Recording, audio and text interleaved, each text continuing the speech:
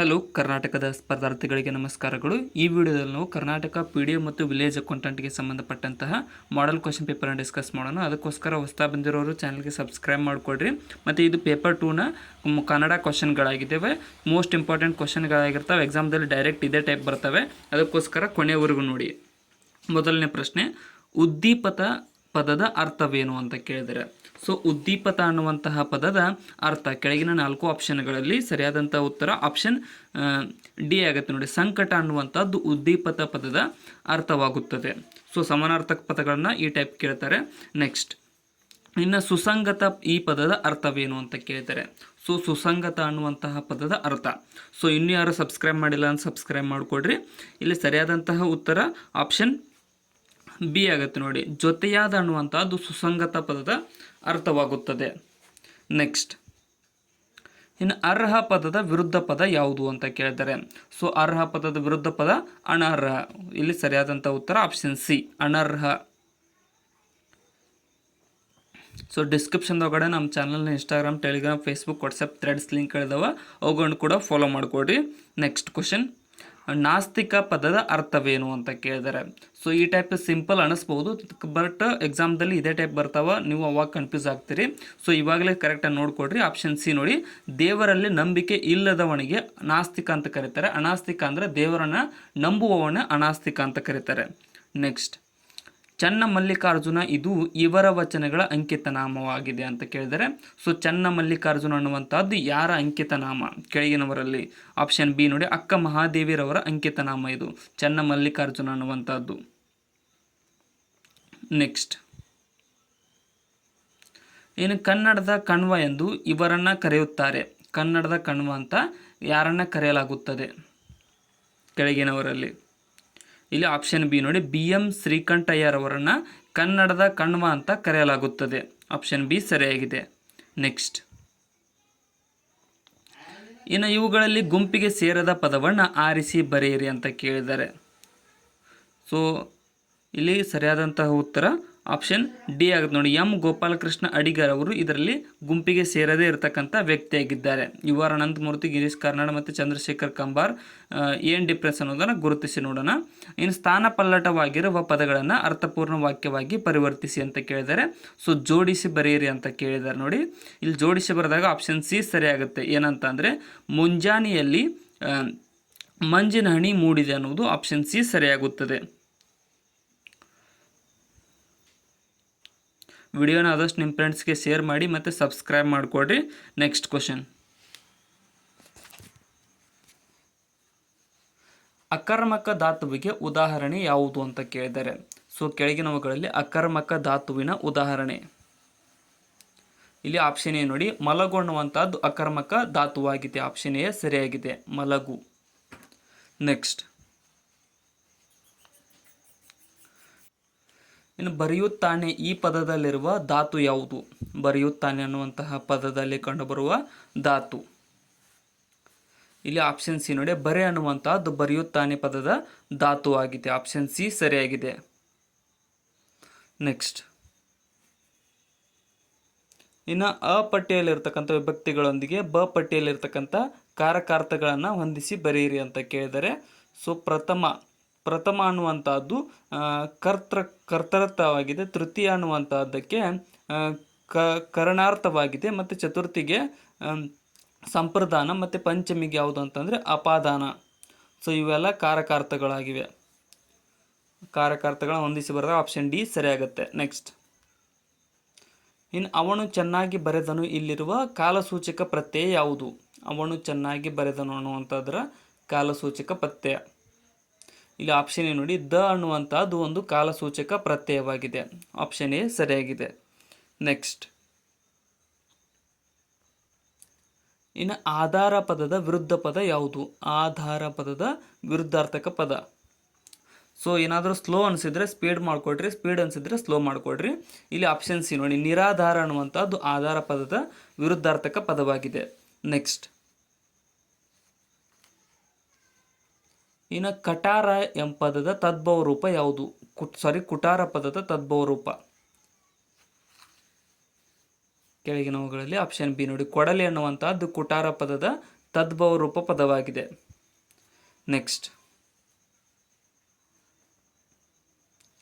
ಇನ್ನು ಒಂದು ಪದಕ್ಕೆ ಸಮಾನಾರ್ಥಕ ಪದವನ್ನು ಸೂಚಿಸಿ ಬರೆಯುವಾಗ ಬಳಸುವ ಲೇಖನ ಚಿಹ್ನೆ ಯಾವುದು? ಒಂದು ಪದಕ್ಕೆ ಸಮಾನಾರ್ಥಕ ಪದವನ್ನು ಸೂಚಿಸಿ ಬರೆಯುವಾಗ ಲೇಖನ ಚಿಹ್ನೆ ಯಾವುದನ್ನು ಬಳಸ್ತೀವಿ ಅಂದರೆ ಆಪ್ಷನ್ ಡಿ, ವಿವರಣಾತ್ಮಕ ಚಿಹ್ನೆಯನ್ನು ಬಳಸಲಾಗುತ್ತದೆ. ವಿವರಣಾತ್ಮಕ ಚಿಹ್ನೆ. ನೆಕ್ಸ್ಟ್, ಇನ್ನು ಇಸವಾಸ ಪದದ ಗ್ರಾಂಥಿಕ ರೂಪ ಯಾವುದು? ಇಸವಾಸ ಪದದ ಗ್ರಾಂಥಿಕ ರೂಪ ಇಲ್ಲಿ ಆಪ್ಷನ್ ಬಿ ನೋಡಿ, ವಿಶ್ವಾಸ ಅನ್ನುವಂಥದ್ದು ಇಸವಾಸ ಪದದ ಗ್ರಾಂಥಿಕ ರೂಪವಾಗಿದೆ. ನೆಕ್ಸ್ಟ್, ಇನ್ನು ಗಾದೆ ಮಾತನ್ನು ಪೂರ್ಣಗೊಳಿಸಿ.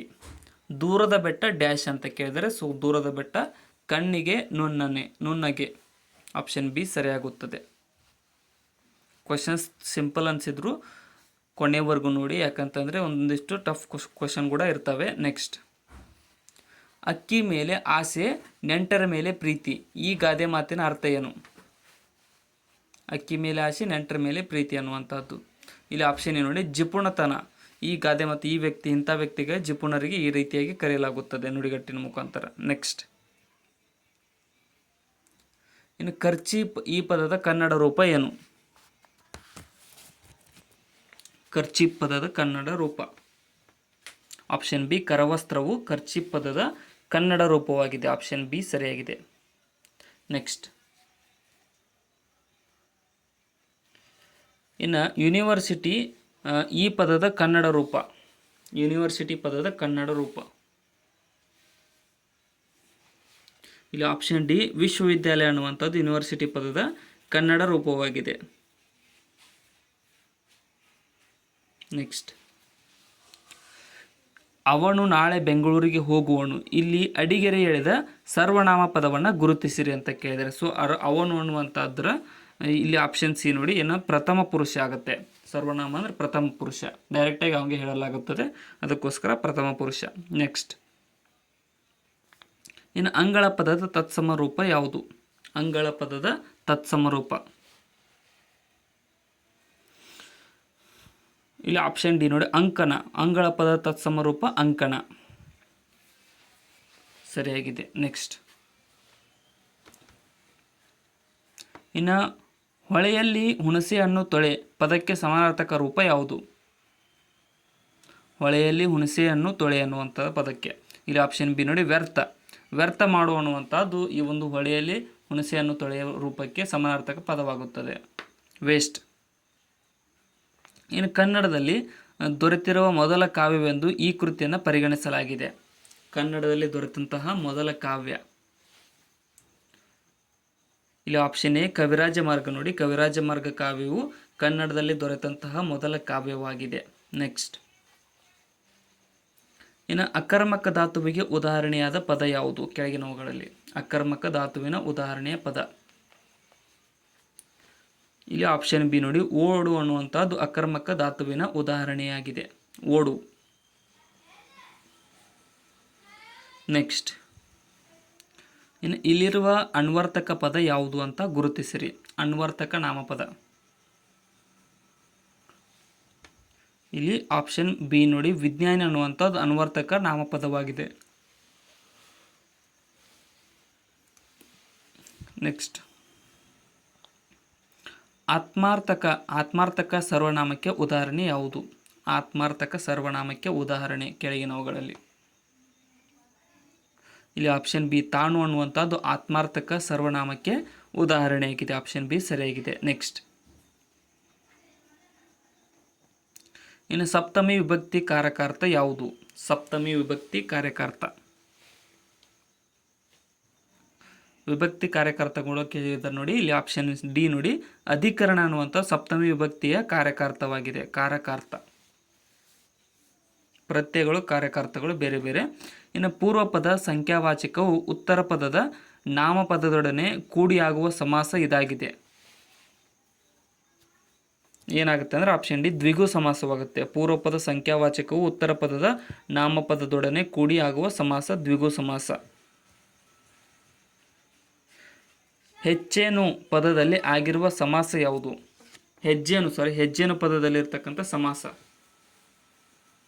ಇಲ್ಲಿ ಆಪ್ಷನ್ ಸಿ ನೋಡಿ, ಇದು ಕರ್ಮಧಾರೆಯ ಸಮಾಸವಿದೆ. ಹೆಜ್ಜೆ ಅನ್ನೋ ಪದದಲ್ಲಿ ಕರ್ಮಧಾರೆಯ ಸಮಾಸ ಕಂಡುಬರುತ್ತದೆ. ನೆಕ್ಸ್ಟ್, ಇನ್ನು ಸನ್ಮಾನ ಪದವು ಯಾವ ಸಂಧಿಗೆ ಉದಾಹರಣೆಯಾಗಿದೆ? ಸನ್ಮಾನ ಅನ್ನುವಂತಹ ಪದ ಯಾವ ಸಂಧಿಯ ಉದಾಹರಣೆ? ಇಲ್ಲಿ ಸರಿಯಾದ ಉತ್ತರ ಆಪ್ಷನ್ ಸಿ ನೋಡಿ, ಅನುನಾಸಿಕ ಸಂಧಿಯ ಉದಾಹರಣೆ. ಸನ್ಮಾನ ಪದವು ಅನುನಾಸಿಕ ಸಂಧಿಯಲ್ಲಿ ಕಂಡುಬರುತ್ತದೆ. ನೆಕ್ಸ್ಟ್, ಇನ್ನು ಸರಿಯಾದ ತತ್ಸಮ ತದ್ಭವ ರೂಪವನ್ನು ಗುರುತಿಸಿರಿ ಕೆಳಗಿನವುಗಳಲ್ಲಿ. ಇಲ್ಲಿ ಸರಿಯಾದಂಥ ಉತ್ತರ ಆಪ್ಷನ್ ನೋಡಿ, ಶರ್ಕರ ಸಕ್ಕರೆ ಅನ್ನುವಂಥದ್ದು ಸರಿಯಾದ ತತ್ಸಮ ತದ್ಭವ ರೂಪವಾಗಿದೆ. ಆಪ್ಷನ್ ಎ ಸರಿಯಾಗಿದೆ. ಇಲ್ಲಿ ಇವುಗಳಲ್ಲಿ ಯಾವುದು ಕನ್ನಡ ಪದ ಅಲ್ಲ?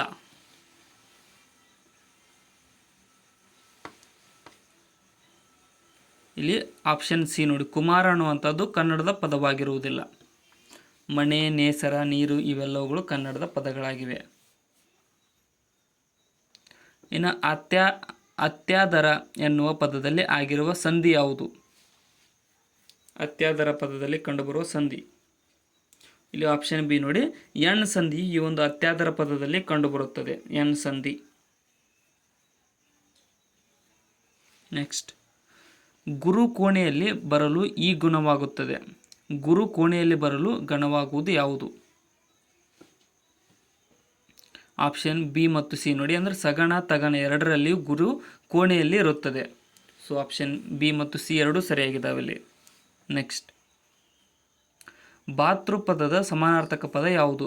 ಭಾತೃಪದದ ಸಮಾನಾರ್ಥಕ ಪದ ಇಲ್ಲಿ ಆಪ್ಷನ್ ಬಿ ನೋಡಿ, ಸಹೋದರ ಅನ್ನುವಂಥದ್ದು ಭಾತೃಪದದ ಸಮಾನಾರ್ಥಕ ಪದವಾಗಿದೆ. ಸಹೋದರ. ನೆನಪಿನ ದೋಣಿಯಲ್ಲಿ ಇದು ಕುವೆಂಪು ಅವರ ಡ್ಯಾಶ್ ಆಗಿದೆ. ನೆನಪಿನ ದೋಣಿಯಲ್ಲಿ ಅನ್ನುವಂಥದ್ದು ಇಲ್ಲಿ ಆಪ್ಷನ್ ಡಿ ನೋಡಿ, ಆತ್ಮಕಥೆ. ಕುವೆಂಪುರವರ ಆತ್ಮಕಥೆ ಇದು ನೆನಪಿನ ದೋಣಿಯಲ್ಲಿ ಅನ್ನುವಂಥ ಕೃತಿಯು. ನೆಕ್ಸ್ಟ್, ಇನ್ನು ಒಗ್ಗಟ್ಟು ಎನ್ನುವ ಪದದಲ್ಲಿ ಆಗಿರುವ ಸಮಾಸ ಇದಾಗಿದೆ. ಒಗ್ಗಟ್ಟು ಪದದಲ್ಲಿ ಕಂಡುಬರುವ ಸಮಾಸ ಯಾವುದು? ಇಲ್ಲಿ ಆಪ್ಷನ್ ಎ ದ್ವಿಗು ಸಮಾಸ ನೋಡಿ, ಒಗ್ಗಟ್ಟು ಪದದಲ್ಲಿ ದ್ವಿಗು ಸಮಾಸ ಕಂಡುಬರುತ್ತದೆ. ನೆಕ್ಸ್ಟ್, ಇನ್ನು ಹಳೆಗನ್ನಡ ಸಪ್ತಮಿ ವಿಭಕ್ತಿ ಪ್ರತ್ಯಯ ಯಾವುದು? ಹಳೆಗನ್ನಡದ ಸಪ್ತಮಿ ವಿಭಕ್ತಿ ಪ್ರತ್ಯಯ ಇಲ್ಲಿ ಆಪ್ಷನ್ ಸಿ ಒಳ್ ಅನ್ನುವಂಥದ್ದು ಈ ಒಂದು ಹಳೆಗನ್ನಡ ಸಪ್ತಮಿ ವಿಭಕ್ತಿ ಪ್ರತ್ಯಯವಾಗಿದೆ. ನೆಕ್ಸ್ಟ್,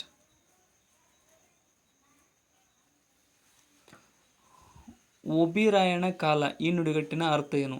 ಓಬಿರಾಯನ ಕಾಲ ಅನ್ನುವಂಥ ನುಡಿಗಟ್ಟಿನ ಅರ್ಥ ಇಲ್ಲಿ ಆಪ್ಷನ್ ಸಿ ಪ್ರಾಚೀನ ಕಾಲ ನೋಡಿ. ಓಬಿರಾಯಣ ಕಾಲ ಅಂತ ಅಂದರೆ ಪ್ರಾಚೀನ ಕಾಲವಾಗಿದೆ. ನೆಕ್ಸ್ಟ್, ಇನ್ನು ಕಟ್ಟಳೆ ಈ ಪದದ ಅರ್ಥವೇನು? ಕಟ್ಟಳೆ ಅನ್ನುವಂತಹ ಪದದ ಅರ್ಥ ಸರಿಯಾದಂತಹ ಉತ್ತರ ಆಪ್ಷನ್ ಡಿ ಆಗುತ್ತೆ ನೋಡಿ. ನಿಯಮ ಅನ್ನುವಂಥದ್ದು ಕಟ್ಟಳೆ ಪದದ ಅರ್ಥವಾಗಿದೆ. ಕಟ್ಟಳೆ ನಿಯಮ. ನೆಕ್ಸ್ಟ್,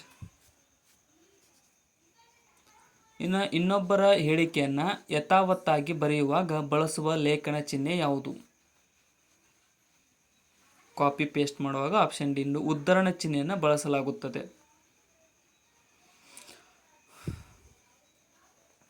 ನೆಕ್ಸ್ಟ್, ಬ್ಯಾನಿ ಈ ಪದದ ಗ್ರಾಂಥಿಕ ರೂಪ ಯಾವುದು? ಬ್ಯಾನಿ ಪದದ ಗ್ರಾಂಥಿಕ ರೂಪ ಇಲ್ಲಿ ಆಪ್ಷನ್ ಬಿ ನೋಡಿ, ಬೇನೆ ಅನ್ನುವಂಥದ್ದು ಬ್ಯಾನಿ ಪದದ ಗ್ರಾಂಥಿಕ ರೂಪವಾಗಿದೆ. ನೆಕ್ಸ್ಟ್, ಆಹಾ ಕಾಮನಬಿಲ್ಲು ಎಷ್ಟು ಸುಂದರವಾಗಿದೆ ಅನ್ನೋದು ಏನಾಗಿದೆ?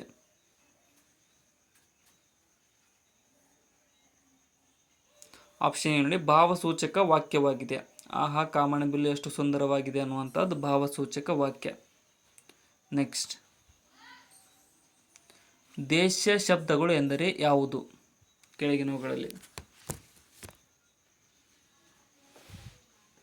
ಇಲ್ಲಿ ಆಪ್ಷನ್ ಸಿ ನೋಡಿ, ಅಚ್ಚಗನ್ನಡವು ಈ ದೇಶ ಶಬ್ದಗಳಾಗಿವೆ. ಅಚ್ಚಗನ್ನಡ ಪದಗಳು. ನೆಕ್ಸ್ಟ್, ಇದು ಕರ್ಮಧಾರೆಯ ಸಮಾಸಕ್ಕೆ ಉದಾಹರಣೆಯಾಗಿದೆ. ಕೆಳಗಿನವುಗಳಲ್ಲಿ ಯಾವುದು ಕರ್ಮಧಾರೆಯ ಸಮಾಸದ ಉದಾಹರಣೆ? ಇಲ್ಲಿ ಆಪ್ಷನ್ ಬಿ ನೋಡಿ, ಕೆಂದಾವರೆ ಅನ್ನುವಂಥದ್ದು ಕರ್ಮಧಾರೆಯ ಸಮಾಸದ ಉದಾಹರಣೆಯಾಗಿದೆ. ಆಪ್ಷನ್ ಬಿ ಸರಿಯಾಗಿದೆ. ನೆಕ್ಸ್ಟ್, ಇದು ಸಾಮಾನ್ಯ ಅವ್ಯಯಕ್ಕೆ ಉದಾಹರಣೆ. ಸಾಮಾನ್ಯ ಅವ್ಯಯಕ್ಕೆ ಯಾವುದು ಉದಾಹರಣೆ ಕೆಳಗಿನವುಗಳಲ್ಲಿ? ಇದರಲ್ಲಿ ಸರಿಯಾದಂಥ ಉತ್ತರ ಆಪ್ಷನ್ ನೋಡಿ, ಚೆನ್ನಾಗಿ ಅನ್ನುವಂಥದ್ದು ಸಾಮಾನ್ಯ ಅವ್ಯಯಕ್ಕೆ ಉದಾಹರಣೆಯಾಗಿದೆ. ನೆಕ್ಸ್ಟ್, ಮರಳಿ ಮಣ್ಣಿಗೆ ಇದು ಇವರ ಕೃತಿ. ಯಾರ ಕೃತಿ ಇದು? ಮರಳಿ ಮಣ್ಣಿಗೆ ಅನ್ನುವಂಥದ್ದು ಯಾರ ಕೃತಿ? ಇಲ್ಲಿ ಆಪ್ಷನ್ ಎ ಕೆ ಶಿವರಾಮ್ ಕಾರಂತರವರ ಕೃತಿ ಇದು ಮರಳಿ ಮಣ್ಣಿಗೆ ಅನ್ನುವಂಥದ್ದು. ಆಪ್ಷನ್ ಎ ಸರಿಯಾಗಿದೆ. ನೆಕ್ಸ್ಟ್, ಸುಪರ್ದಿ ಈ ಪದದ ಅರ್ಥವೇನು? ಸುಪರ್ದಿ ಪದದ ಅರ್ಥ. ಇಲ್ಲಿ ಸರಿಯಾದ ಉತ್ತರ ಆಪ್ಷನ್ ಸಿ ನೋಡಿ, ವಶ ಅನ್ನುವಂಥದ್ದು ಸುಪರ್ದಿ ಪದದ ಅರ್ಥವಾಗುತ್ತದೆ. ವಶ. ನೆಕ್ಸ್ಟ್, ಇನ್ನು ಕೆಳಗಿನ ಅನ್ಯ ದೇಶ ಪದಗಳಲ್ಲಿ ಗುಂಪಿಗೆ ಸೇರದ ಪದವನ್ನು ಗುರುತಿಸಿರಿ. ಗುಂಪಿಗೆ ಸೇರದೇ ಇರತಕ್ಕಂಥ ಪದ. ಇಲ್ಲಿ ಆಪ್ಷನ್ ಬಿ ನೋಡಿ, ಅರ್ಜಿ ಅನ್ನುವಂಥದ್ದು ಗುಂಪಿಗೆ ಸೇರದೇ ಇರತಕ್ಕಂಥ ಪದವಾಗಿದೆ ಕೆಳಗಿನವುಗಳಲ್ಲಿ. ನೆಕ್ಸ್ಟ್, ಇನ್ನು ದೇವರಿಂದ ಪದವನ್ನು ಬಿಡಿಸಿ ಬರೆಯುವ ಸರಿಯಾದ ರೂಪ ಯಾವುದು? ದೇವರಿಂದ ಬಿಡಿಸಿ ಬರೆದಾಗ ಇಲ್ಲಿ ಆಪ್ಷನ್ ಎ ದೇವರ ಪ್ಲಸ್ ಇಂದ ಅನ್ನುವಂಥದ್ದು ಆಗುತ್ತೆ. ದೇವರಿಂದ ಬಿಡಿಸಿ ಬರೆದಾಗ ಆಪ್ಷನ್ ಎ ಸರಿಯಾಗಿದೆ. ನೆಕ್ಸ್ಟ್, ಇನ್ನು ಕರ್ನಾಟಕದಲ್ಲಿ ದೊರೆತಿರುವ ಅಶೋಕನ ಶಾಸನಗಳು ಯಾವ ಲಿಪಿಯಲ್ಲಿವೆ? ಇಲ್ಲಿ ಸರಿಯಾದ ಉತ್ತರ ಆಪ್ಷನ್ ಸಿ ನೋಡಿ, ಬ್ರಾಹ್ಮಿ ಲಿಪಿ ಮತ್ತು ಪ್ರಾಕೃತ ಲಿಪಿಯಲ್ಲಿ ಈ ಒಂದು ಅಶೋಕನ ಶಾಸನಗಳು ಕಂಡುಬಂದಿವೆ. ನೆಕ್ಸ್ಟ್, ಇನ್ನು ಸಂಧಿ ಅಂದರೆ ಏನು ಅಂತ ಕೇಳಿದರೆ, ಸೊ ಸಂಧಿ ಅನ್ನೋದರ ಮೀನಿಂಗ್ ಏನು? ಸರಿಯಾದಂಥ ಉತ್ತರ ಆಪ್ಷನ್ ಬಿ ನೋಡಿ, ಎರಡು ಅಕ್ಷರಗಳು ಪರಸ್ಪರ ಕಾಲ ವಿಳಂಬವಿಲ್ಲದೆ ಸೇರುವುದಕ್ಕೆ ಸಂಧಿ ಎಂದು ಕರೆಯಲಾಗುತ್ತದೆ. ಆಪ್ಷನ್ ಬಿ ಸರಿಯಾಗಿದೆ. ನೆಕ್ಸ್ಟ್, ಇನ್ನು ಕುಂಬಳ ಪದವು ಡ್ಯಾಶ್ ಆಗಿದೆ. ಕುಂಬಳ ಅನ್ನುವಂತಹ ಪದ ಏನು? ಇದೊಂದು ತತ್ಸಮ ಪದವಾಗಿದೆ. ಕುಂಬಳವು ತತ್ಸಮ ಪದ. ನೆಕ್ಸ್ಟ್, ವಿಜಾತಿಯ ಸಂಯುಕ್ತಾಕ್ಷರಗಳನ್ನು ಗುರುತಿಸಿರಿ ಕೆಳಗಿನವುಗಳಲ್ಲಿ. ವಿಜಾತಿಯ ಸಂಯುಕ್ತಾಕ್ಷರ. ಇಲ್ಲಿ ಆಪ್ಷನ್ ಡಿ ನೋಡಿ, ಅದ ವಸ್ತ್ರ ಅನ್ನುವಂಥದ್ದು ವಿಜಾತಿಯ ಸಂಯುಕ್ತಾಕ್ಷರ ಪದವಾಗಿದೆ. ನೆಕ್ಸ್ಟ್, ಇನ್ನು ಕಂಠ ಮತ್ತು ತುಟಿಗಳ ಸಹಾಯದಿಂದ ಉಚ್ಚರಿಸಲ್ಪಡುವ ಅಕ್ಷರಗಳು ಯಾವುವು? ಇಲ್ಲಿ ಆಪ್ಷನ್ ಬಿ ನೋಡಿ, ಕಂಠೋಷ್ಠ ಪದಗಳು ಅಂತ ಕರಿತೇವೆ. ಕಂಠ ಮತ್ತು ತುಟಿಯಿಂದ ಉಚ್ಚರಿಸಲ್ಪಡುವ ಅಕ್ಷರಗಳನ್ನು ಕಂಠೋಷ್ಠ ಪದಗಳು. 3 ಮಾತ್ರೆಗಳ ಕಾಲದಲ್ಲಿ ಉಚ್ಚರಿಸುವ ಅಕ್ಷರಗಳು ಯಾವುವು?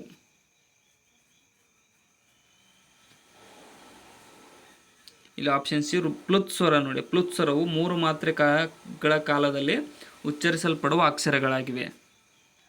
ನೆಕ್ಸ್ಟ್, ಯಾವ ಸಾಹಿತ್ಯ ಪ್ರಕಾರವನ್ನು ಪ್ರಥಮ ಸಾಹಿತ್ಯ ಎಂದು ಗುರುತಿಸಲಾಗಿದೆ?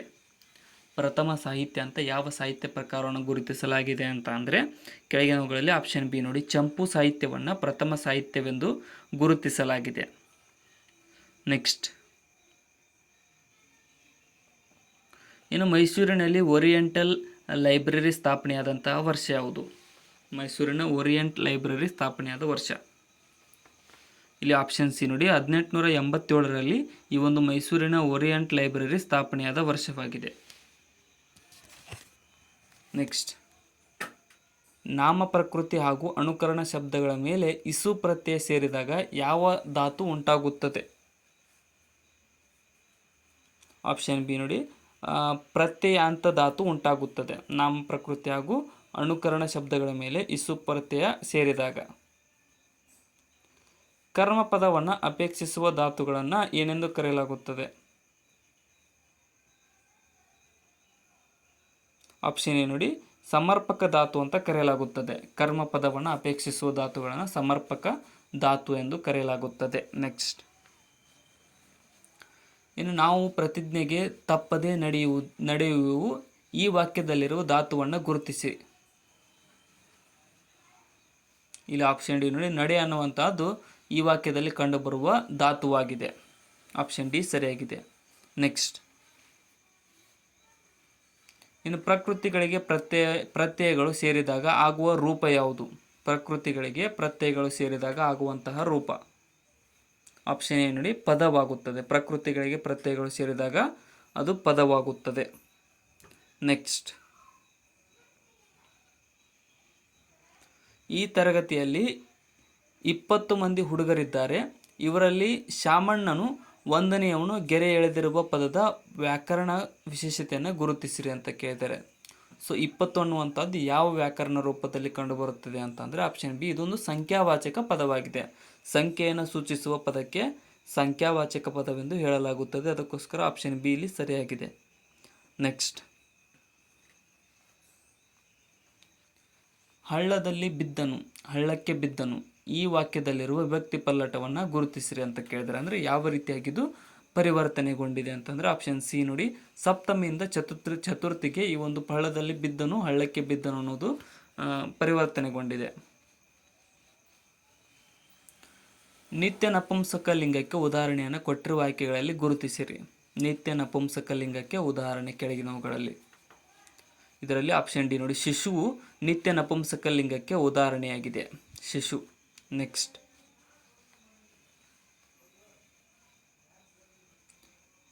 ಇದನ್ನು ಕೂಡ ಹೊಂದಿಸಿ ಮೇಲಿನ ಪದಗಳನ್ನು ಅರ್ಥಪೂರ್ಣ ವಾಕ್ಯವಾಗಿ ಕ್ರಮವಾಗಿ ಜೋಡಿಸಿರಿ ಅಂತ ಕೇಳಿದರೆ, ಇಲ್ಲಿ ನೋಡಿ ಜೋಡಿಸಿ ಬರೆದಾಗ ಯಾವ ರೀತಿ ಆಗುತ್ತದೆ ಅಂತ ಅಂದರೆ, ಮೊದಲಿಗೆ ಸುತ್ತಲೂ ಕವಿಯುವ ಕತ್ತಲೆಯೊಳಗೆ ಪ್ರೀತಿಯ ಹಣತೆಯ ಹಚ್ಚೋಣ. Option B ಸರಿಯಾಗುತ್ತೆ. ಹೊಂದಿಸಿ ಬರೆದಾಗ ಆ ರೀತಿಯಾಗಿ ಕಂಡುಬರುತ್ತೆ. ನೆಕ್ಸ್ಟ್, ಇನ್ನು ಈ ಕೆಳಗಿನವುಗಳಲ್ಲಿ ಅನುನಾಸಿಕ ಸಂಧಿಗೆ ಉದಾಹರಣೆ ಯಾವುದು? ಅನುನಾಸಿಕ ಸಂಧಿಗೆ ಉದಾಹರಣೆ ಇಲ್ಲಿ ಆಪ್ಷನ್ ಏನು, ವಾಂಗ್ಮಯ ಅನ್ನುವಂಥದ್ದು ಅನುನಾಸಿಕ ಸಂಧಿಗೆ ಉದಾಹರಣೆಯ ಪದವಾಗಿದೆ. ವಾಂಗ್ಮಯ. ನೆಕ್ಸ್ಟ್, ನೇಯ್ದ ವಸ್ತ್ರ ಇದು ಸಮಾಸಕ್ಕೆ ಉದಾಹರಣೆಯಾಗಿದೆ. ಯಾವ ಸಮಾಸಕ್ಕೆ ಉದಾಹರಣೆ ನೇಯ್ದ ವಸ್ತ್ರ ಅನ್ನುವಂಥದ್ದು? ಇಲ್ಲಿ ಆಪ್ಷನ್ ಸಿ ನೋಡಿ, ಕರ್ಮಧಾರೆಯ ಸಮಾಸಕ್ಕೆ ಉದಾಹರಣೆ ನೇಯ್ದ ವಸ್ತ್ರ, ಕರ್ಮಧಾರೆಯ ಸಮಾಸ. ನೆಕ್ಸ್ಟ್, ಸಾವಿತ್ರಿಯು ಈ ಪದದ ವಿಭಕ್ತಿ ಪ್ರತ್ಯಯ ಸೇರಿದೆ.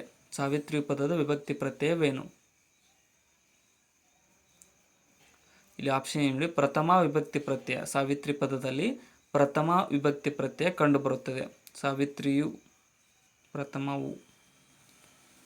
ಇನ್ನು ಈ ಕೆಳಗಿನವುಗಳಲ್ಲಿ ಅಂಶಿ ಸಮಾಸಕ್ಕೆ ಉದಾಹರಣೆಯಾದ ಪದ ಯಾವುದು? ಅಂಶಿ ಸಮಾಸಕ್ಕೆ ಉದಾಹರಣೆಯಾದ ಪದ ಆಪ್ಷನ್ ಸಿ ನೋಡಿ, ಕಡೆಗಣ್ಣು ಅನ್ನುವಂಥದ್ದು ಅಂಶಿ ಸಮಾಸಕ್ಕೆ ಉದಾಹರಣೆಯಾದ ಪದವಾಗಿದೆ ಕೆಳಗಿನವುಗಳಲ್ಲಿ. ಕಡೆಗಣ್ಣು. ನೆಕ್ಸ್ಟ್, ಇನ್ನು ಹೊಂದಿಸಿ ಬರೆಯಿರಿ ಅಂತ ಕೇಳಿದರೆ ಕೆಳಗಿನವುಗಳನ್ನು ಇಲ್ಲಿ ಹೊಂದಿಸಿ ಬರೆದಾಗ ಸರಿಯಾದಂಥ ಉತ್ತರ ಆಪ್ಷನ್ ಸಿ ಆಗುತ್ತೆ ನೋಡಿ. ಏನಂತ ಅಂದರೆ ಭಾವಸೂಚಕ ಅವ್ಯಯ ಅಂತ ಅಂದರೆ ಹಬ್ಬ ಅನ್ನುವಂಥದ್ದಾಗುತ್ತೆ. ಕೃದಂತಾವ್ಯಯವು ಕೆಳಗಿನವುಗಳಲ್ಲಿ ಇರಲಾಗಿ ಆಗುತ್ತೆ. ತದ್ದಿತಾಂತವ್ಯಯ ಅಂತ ಅಂದರೆ ಇದರಲ್ಲಿ ತನಕ. ಅವತರಣಾರ್ಥಕ ಅವ್ಯಯ ಅಂತ ಅಂದರೆ ನಾಣೆ. ಸೊ ಪದಗಳು ಮತ್ತು ಅವು ಅವ್ಯಯಗಳು ಹೊಂದಿಸಿ ಬರೆದಾಗ ಆಪ್ಷನ್ ಸಿ ಸರಿಯಾಗುತ್ತೆ. ಅರ್ಥಪೂರ್ಣ ವಾಕ್ಯವನ್ನು ರಚಿಸಿ. ಮನಸ್ಸು ಸ್ವೇಚ್ಛಾಚಾರಿಯಾಗಿ ಒಂದತ್ತ ಸ್ಥಿತವಂತನ ಅಳೆಯುವಷ್ಟು ನಾನಲ್ಲ ಅಂತ ಕೇಳಿದರೆ, ಸೊ ಇದನ್ನು ಅರ್ಥಪೂರ್ಣವಾಗಿ ಬರೆದಾಗ ಆಪ್ಷನ್ ಸಿ ಆಗುತ್ತೆ. ಮನಸ್ಸು ಒಂದತ್ತ ಸ್ವೇಚ್ಛಾಚಾರಿಯಾಗಿ ಅಲಿಯುವಷ್ಟು ಸ್ಥಿತಿವಂತನು ನಾನಲ್ಲ. Option C ಸರಿಯಾಗುತ್ತೆ. ಸೊ ನಾನು ಮೇಲ್ಗಡೆದ್ದು ವಾಕ್ಯ ತಪ್ಪಾಗಿ ಓದಿದ್ರು ನೀವು ಅಲ್ಲಿ ನೋಡಿಕೊಡ್ರಿ, ಸರಿಯಾಗಿ ಕಾಣುತ್ತೆ. ನೆಕ್ಸ್ಟ್, ಪಾರಿಭಾಷಿಕ ಪದವನ್ನು ಬಳಸುವಾಗ, ಅನ್ಯ ಭಾಷೆಯ ಪದಗಳನ್ನು ಬಳಸುವಾಗ, ಪ್ರಮುಖ ಪದಗಳನ್ನು ಸೂಚಿಸುವಾಗ ಈ ಚಿಹ್ನೆಗಳನ್ನು ಬಳಸಲಾಗುತ್ತದೆ ಅಂತಂದರೆ ಆಪ್ಷನ್ ಎ, ವಾಕ್ಯ ವೇಷ್ಟನ ಚಿಹ್ನೆಯನ್ನು ಬಳಸಲಾಗುತ್ತದೆ. ಬೇರೆ ಬೇರೆ ಶಬ್ದಗಳನ್ನು ಬಳಸುವಾಗ ವಾಕ್ಯ ವೇಷ್ಟನ ಚಿಹ್ನೆ ಬಳಸಲಾಗುತ್ತದೆ.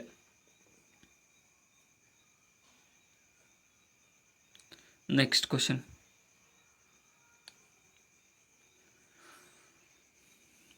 ಇನ್ನು ಜನಪದದ ತತ್ಸಮ ರೂಪವೇನು? ಜನಪದದ ತತ್ಸಮ ರೂಪ. ಇಲ್ಲಿ ಸರಿಯಾದ ಉತ್ತರ ಆಪ್ಷನ್ ಸಿ ನೋಡಿ, ಕ್ಷಣಪದವು ಜನಪದದ ತತ್ಸಮ ರೂಪವಾಗಿದೆ. ಆಪ್ಷನ್ ಸಿ ಇಲ್ಲಿ ಸರಿಯಾಗಿದೆ. ನೆಕ್ಸ್ಟ್, ಇನ್ನು ಚಳ್ಳೆ ಹಣ್ಣು ತಿನ್ನಿಸು ಈ ನುಡಿಗಟ್ಟಿನ ಅರ್ಥವೇನು? ಚಳ್ಳೆ ಹಣ್ಣು ತಿನ್ನಿಸು. ಇಲ್ಲಿ ಆಪ್ಷನ್ ಸಿ ನೋಡಿ, ಮೋಸ ಮಾಡಿ ಹೋಗು ಅನ್ನುವಂಥದ್ದು ಚಳ್ಳೆ ಹಣ್ಣು ತಿನ್ನಿಸು ನುಡಿಗಟ್ಟಿನ ಅರ್ಥವಾಗುತ್ತದೆ. ನೆಕ್ಸ್ಟ್, ಮಣ್ಯಾಗಿನ ಈ ಪದದ ಗ್ರಾಂಥಿಕ ರೂಪವೇನು? ಮಣ್ಯಾಗಿನ ಪದದ ಗ್ರಾಂಥಿಕ ರೂಪ. ಇಲ್ಲಿ ಆಪ್ಷನ್ ಬಿ ನೋಡಿ, ಮಣಿಯಲ್ಲಿನ ಅನ್ನುವಂಥದ್ದು ಮಣ್ಯಾಗಿನ ಪದದ ಗ್ರಾಂಥಿಕ ರೂಪವಾಗಿದೆ. ಆಪ್ಷನ್ ಬಿ ಸರಿಯಾಗಿದೆ. ನೆಕ್ಸ್ಟ್, ಇನ್ನು ಅಡಿಗೆರೆ ಎಳೆದ ಪದದ ಸರಿಯಾದ ರೂಪವನ್ನು ಗುರುತಿಸಿರಿ. ಅವರು ದಿನನಿತ್ಯ ಸಂಧ್ಯಾ ವಂದನೆಗಳನ್ನು ಮಾಡುತ್ತಿದ್ದರು. ಸೊ ಸಂಧ್ಯಾ ವಂದನೆಗಳ ಸರಿಯಾದ ರೂಪ ಆಪ್ಷನ್ ಎ ನೋಡಿ, ಆಪ್ಷನ್ ಎ ಸರಿಯಾಗುತ್ತದೆ. ಸ್ಪೆಲ್ಲಿಂಗ್ ನೋಡಿಕೊಡ್ರಿ ನೀವೇ. ನೆಕ್ಸ್ಟ್,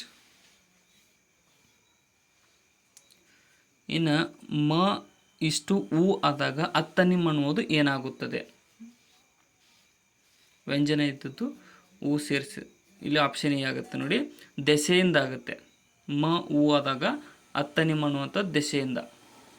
ಆಪ್ಷನ್ ಎ ಸರಿಯಾಗಿದೆ. ನೆಕ್ಸ್ಟ್, ಗಾದೆಯನ್ನು ಪೂರ್ತಿಗೊಳಿಸಿ. ಬರುವುದು ಕಡಿಮೆಯಾದರೂ ಡ್ಯಾಶ್ ಆಗಿದೆ. ಬರುವುದು ಕಡಿಮೆಯಾದರೂ ತೆರವುದು ತಪ್ಪಲಿಲ್ಲ. ಆಪ್ಷನ್ ಬಿ ಸರಿಯಾಗುತ್ತೆ. ನೆಕ್ಸ್ಟ್, ಇನ್ನು ಅಡಿಗೆರೆ ಎಳೆದ ಪದದ ವಚನ ಪಲ್ಲಟಕ್ಕೆ ಸರಿಯಾದ ವಚನವನ್ನು ಗುರುತಿಸಿರಿ. ಶಿಕ್ಷಣ ಎಲ್ಲ ರಂಗದಲ್ಲೂ ಬದಲಾವಣೆ. ಸೊ ಇದನ್ನು ಸರಿಯಾದ ರೂಪ ಆಪ್ಷನ್ ಎ ನೋಡಿ, ಎಲ್ಲ ರಂಗಗಳಲ್ಲೂ ಬದಲಾವಣೆ ಆಗುತ್ತೆ. ರಂಗದಲ್ಲೂ ಅಲ್ಲ, ರಂಗಗಳಲ್ಲೂ. ನೆಕ್ಸ್ಟ್, ಇನ್ನು ಕೊಟ್ಟಿರುವ ಆಯ್ಕೆಗಳಲ್ಲಿ ವಿಶೇಷ ದೀನಲಿಂಗ ಅಥವಾ ವಾಚ್ಯಲಿಂಗಕ್ಕೆ ಉದಾಹರಣೆ ನೀಡಬಹುದಾದ ಪದವನ್ನು ಗುರುತಿಸಿರಿ. ಇಲ್ಲಿ ಆಪ್ಷನ್ ಡಿ ನೋಡಿ, ನಾನು ದೊಡ್ಡವಳು ಅನ್ನುವಂಥದ್ದು ಒಂದು ವಿಶೇಷ ದೀನಲಿಂಗ ಅಥವಾ ವಾಚ್ಯಲಿಂಗಕ್ಕೆ ಉದಾಹರಣೆಯಾಗಿದೆ. ಪಂಪ ಪ್ರಶಸ್ತಿ ವಿಜೇತರನ್ನು ಕಾಲಾನುಕ್ರಮದಲ್ಲಿ ಗುರುತಿಸಿರಿ ಕೆಳಗಿನವರಲ್ಲಿ. ಪಂಪ ಪ್ರಶಸ್ತಿ ವಿಜೇತರು. ಇಲ್ಲಿ ಆಪ್ಷನ್ ಬಿ ಸರಿಯಾಗುತ್ತೆ. ಏನಂತಂದರೆ ಮೊದಲಿಗೆ ಕುವೆಂಪುರವ್ರಿಗೆ ಸಿಕ್ತು, ಅದಾದಮೇಲೆ ತೀನಂ ಶ್ರೀಕಂಠ್ ಅಯ್ಯರ್ ಅವರಿಗೆ, ಅದಾದಮೇಲೆ ಶಿವರಾಮ್ ಕಾರಂತ್ ಮತ್ತು ಪೂತಿ ನರಸಿಂಹರಾವ್. ಸರಿಯಾದ ಜೋಡಣೆ ಆಗಿದೆ ನೋಡಿ option B. A B C D ಸರಿಯಾದ ಜೋಡಣೆ. ಪಂಪ ಪ್ರಶಸ್ತಿಯ ಪುರಸ್ಕೃತರು. ಕ್ರಿಯಾಪದವೆನಿಸಿಕೊಳ್ಳಲು ಧಾತುವಿಗೆ ಯಾವ ಪ್ರತ್ಯಯ ಸೇರಬೇಕಾಗುತ್ತದೆ? ಯಾವುದೇ ಒಂದು ಧಾತು ಕ್ರಿಯಾಪದ ಅನಿಸ್ಕೋಬೇಕಂತ ಅಂದರೆ ಅದಕ್ಕೆ ಯಾವ ಪ್ರತ್ಯಯ ಸೇರಬೇಕು ಅಂತ ಅಂದರೆ ಇಲ್ಲಿ ಆಪ್ಷನ್ ಸಿ ನೋಡಿ, ಧಾತು ಪ್ರತ್ಯಯವು ಸೇರಬೇಕಾಗುತ್ತದೆ. ಧಾತು ಪ್ರತ್ಯಯ ಸೇರಿದಾಗದು ಕ್ರಿಯಾಪದವಾಗಿ ಪರಿವರ್ತನೆಗೊಳ್ಳುತ್ತದೆ. ನೆಕ್ಸ್ಟ್, ಇನ್ನು ರವಿ ಕಾಣದ್ದನ್ನು ಕವಿ ಕಂಡ ಈ ವಾಕ್ಯದಲ್ಲಿರುವ ಕೃದಂತನಾಮ ಯಾವುದು? ರವಿ ಕಾಣದ್ದನ್ನು ಕವಿ ಕಂಡ ಅನ್ನುವಂಥ ವಾಕ್ಯದಲ್ಲಿ. ಆಪ್ಷನ್ ಎ ನೋಡಿ, ಭೂತಕಾಲದ ಕೃದಂತನಾಮವು ಈ ಒಂದು ರವಿ ಕಾಣದ್ದನ್ನು ಕವಿ ಕಂಡ ಅನ್ನುವಂಥ ವಾಕ್ಯದಲ್ಲಿ ಕೃದಂತನಾಮ ಪದವಾಗಿದೆ. ನೆಕ್ಸ್ಟ್, ಇನ್ನು ತಾನು ಕೋಡಗ ಪರರನ್ನು ಅಣಕಿಸಿತು ಈ ವಾಕ್ಯದಲ್ಲಿರುವ ಸರ್ವನಾಮವನ್ನು ಗುರುತಿಸಿರಿ. ತಾನು ಕೋಡಗ ಪರರನ್ನು ಅಣುಕಿಸಿತು. ಇಲ್ಲಿ ಆಪ್ಷನ್ ಬಿ ನೋಡಿ, ಆತ್ಮಾರ್ಥಕ ಸರ್ವನಾಮ ಹೋಗುತ್ತದೆ ಇಲ್ಲಿ, ಆತ್ಮಾರ್ಥಕ ಸರ್ವನಾಮ. ನೆಕ್ಸ್ಟ್, ಇನ್ನು ಗ್ರೀಕ್ ಪ್ರಹಸನ ಕೃತಿಯು ಯಾವ ದೇಶದಲ್ಲಿ ಲಭ್ಯವಾಗಿದೆ? ಗ್ರೀಕ್ ಪ್ರಹಸನ ಕೃತಿ. ಇಲ್ಲಿ ಆಪ್ಷನ್ ಬಿ ನೋಡಿ, ಈಜಿಪ್ಟ್ ದೇಶದಲ್ಲಿ ಈ ಒಂದು ಗ್ರೀಕ್ ಪ್ರಹಸನ ಕೃತಿಯು ಲಭ್ಯವಾಗಿದೆ. ಆಪ್ಷನ್ ಬಿ ಸರಿಯಾಗಿದೆ. ನೆಕ್ಸ್ಟ್, ತೊಗಲುಗೊಂಬೆ ಆಟದಲ್ಲಿ ಆಟವನ್ನು ಆಡಿಸುವ ಜನಾಂಗದವರ ಹೆಸರೇನು? ತೊಗಲುಗೊಂಬೆ ಆಟ ಆಡಿಸುವ ಜನಾಂಗದವರ ಹೆಸರು. ಇಲ್ಲಿ ಆಪ್ಷನ್ ಬಿ ನೋಡಿ, ಕಿಳ್ಳೆ ಕ್ಯಾತರು ಅಂತ ಕರೆಯಲಾಗುತ್ತದೆ. ಈ ಜನಾಂಗದವರು ತೊಗಲುಗೊಂಬೆ ಆಟವನ್ನು ಆಡಿಸುತ್ತಾರೆ. ನೆಕ್ಸ್ಟ್, ಇನ್ನು ಕೆಳಗಿನವುಗಳಲ್ಲಿ ಗುಂಪಿಗೆ ಸೇರದ ಪದವನ್ನು ಗುರುತಿಸಿರಿ.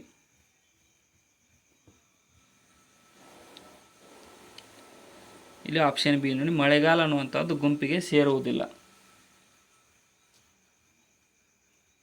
ನೆಕ್ಸ್ಟ್, ಆಪ್ಷನ್ ಬಿ ಸರಿಯಾಗಿದೆ. ಕಪಿಮುಷ್ಟಿ ಈ ನುಡಿಗಟ್ಟಿನ ಅರ್ಥವನ್ನು ತಿಳಿಸಿ. ಕಪಿಮುಷ್ಟಿ ನುಡಿಗಟ್ಟಿನ ಅರ್ಥ. ಇಲ್ಲಿ ಆಪ್ಷನ್ ಬಿ ನೋಡಿ, ಬಿಗಿಯಾದ ಹಿಡಿತ ಅನ್ನುವಂಥದ್ದು ಕಪಿಮುಷ್ಟಿ ಪದದ ಅರ್ಥವಾಗುತ್ತದೆ. ಇದು ಎಲ್ರಿಗೂ ಗೊತ್ತೇ ಇದೆ ಅನ್ಕೊತೀನಿ. ನೆಕ್ಸ್ಟ್,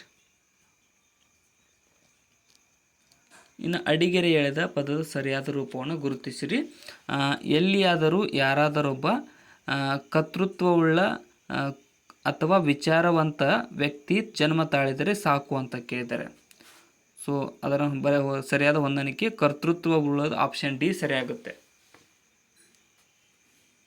ಸ್ಪೆಲ್ಲಿಂಗ್ ನೋಡ್ಕೊಡ್ರಿ ನೀವು ಒಂದ್ಸಲ, ಆಪ್ಷನ್ ಡಿ ದಲ್ಲಿದೆ. ನೆಕ್ಸ್ಟ್, ಇನ್ನು ಗೀಜಗಣ ಗೂಡು ತೊಟ್ಟಿಲಿನಂತೆ ತೂಗುತ್ತಿದೆ. ಈ ಅಲಂಕಾರದಲ್ಲಿರುವ ಉಪಮಾನ ಪದ ಯಾವುದು? ಇಲ್ಲಿ ಆಪ್ಷನ್ ಸಿ ನೋಡಿ, ತೊಟ್ಟಿಲು ಅನ್ನುವಂಥದ್ದು ಉಪಮಾನ ಪದವಾಗಿದೆ. ಈ ಅಲಂಕಾರದಲ್ಲಿ ಕಂಡುಬರುವ ಉಪಮಾನ ಪದ ತೊಟ್ಟಿಲು. ನೆಕ್ಸ್ಟ್, ಇನ್ನು ಈ ಕೆಳಗೆ ಅಡಿಗೆರೆ ಎಳೆದ ಪದ ಯಾವ ಅವ್ಯಯವಾಗಿದೆ? ಭಲೆ ಪಂದ್ಯದಲ್ಲಿ ನಾವೇ ಗೆದ್ದೆವು. ಸೊ ಇಲ್ಲಿ ಒಂದು ಆಪ್ಷನ್ ಬಿ ನೋಡಿ, ಅವಧಾರಣಾರ್ಥಕ ಅವ್ಯಯ. ಇದು ನಾವೇ ಅನ್ನುವಂಥದ್ದು ಅವಧಾರಣಾರ್ಥಕ ಅವ್ಯಯವಾಗುತ್ತದೆ. ನೆಕ್ಸ್ಟ್, ಇನ್ನು ಮಾಸ್ ಮೀಡಿಯಾ ಪದದ ಕನ್ನಡ ರೂಪ ಏನು? ಮಾಸ್ ಮೀಡಿಯಾ ಅನ್ನುವಂಥದ್ದು ಇಲ್ಲಿ ಆಪ್ಷನ್ ಬಿ ನೋಡಿ, ಸಮೂಹ ಮಾಧ್ಯಮ ಅನ್ನುವಂಥದ್ದು ಮಾಸ್ ಮೀಡಿಯಾ ಪದದ ಕನ್ನಡ ಅರ್ಥವಾಗುತ್ತದೆ. ನೆಕ್ಸ್ಟ್, ಈ ಕೆಳಗಿನವುಗಳಲ್ಲಿ ಯಾವುದು ಗುಂಪಿಗೆ ಸೇರದ ಪದವಾಗಿದೆ? ಗುಂಪಿಗೆ ಸೇರದ ಪದ ಇಲ್ಲಿ ಆಪ್ಷನ್ ಬಿ ನೋಡಿ, ತನುಜಿ ಅನ್ನುವಂಥದ್ದು ಗುಂಪಿಗೆ ಸೇರದಿರತಕ್ಕಂಥ ಪದವಾಗಿದೆ ಕೆಳಗಿನವುಗಳಲ್ಲಿ. ನೆಕ್ಸ್ಟ್, ಇನ್ನು ಬಿಸಿಲುಗುದುರೆ ಪದದ ಅರ್ಥವೇನು? ಬಿಸಿಲುಗುದುರೆ ಪದದ ಅರ್ಥ ಇಲ್ಲಿ ಆಪ್ಷನ್ ಸಿ ನೋಡಿ, ನೆರಳು ಅನ್ನುವಂಥದ್ದು ಬಿಸಿಲುಗುದುರೆ ಪದದ ಅರ್ಥವಾಗಿದೆ. ಸೊ ಇಲ್ಲಿಗೆ ಇವತ್ತಿನ ನಮ್ಮ ಮಾಡೆಲ್ ಕ್ವಶನ್ ಪೇಪರ್ ಡಿಸ್ಕಷನ್ ಮುಕ್ತಾಯಗೊಂಡಿದೆ. ಕೊನೆವರೆಗೂ ನೋಡಿದ್ದಕ್ಕೆ ಎಲ್ರಿಗೂ ಧನ್ಯವಾದಗಳು. ವಿಡಿಯೋನ ಆದಷ್ಟು ನಿಮ್ಮ ಫ್ರೆಂಡ್ಸ್ಗೆ ಶೇರ್ ಮಾಡಿ, ಮತ್ತು ಡಿಸ್ಕ್ರಿಪ್ಷನ್ ಒಳಗಡೆ ಇರತಕ್ಕಂಥ ನಮ್ಮ channel Instagram, Telegram, Facebook, Threads, WhatsApp ಲಿಂಕನ್ನು ಕೂಡ ಫಾಲೋ ಮಾಡಿಕೊಡ್ರಿ. ಮತ್ತು ಏನಾದರೂ ತಪ್ಪು ಮಾಡಿಸಿದರೆ ಕಮೆಂಟ್ ಸೆಕ್ಷನ್ದಲ್ಲಿ ಕಮೆಂಟ್ ಕೂಡ ಮಾಡಿ. Thank you so much.